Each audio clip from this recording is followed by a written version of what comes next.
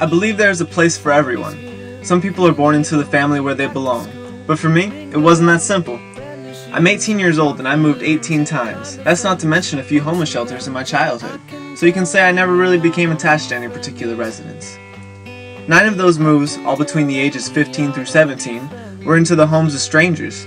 Strangers who opened their door to me, a troubled foster youth, as my early caseworker labeled me. I was a bit outspoken to sum things up. Now some of these strangers gave me shelter for the money they would receive, some because they felt obligated, but I found a home in none of these places. I found neither love nor compassion until I was welcomed into the homes of my friends. Some older with families of their own that, in a literal sense, let me into their homes to eat their food, sleep in their beds, and granted me the love and compassion that lacked greatly in the houses of the strangers.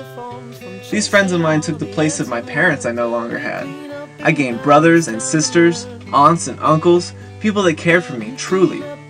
People that gave me a couch to sleep on, a meal to look forward to, and somewhere to be my troubled, outspoken self, although at times I'm sure they didn't enjoy that side of me.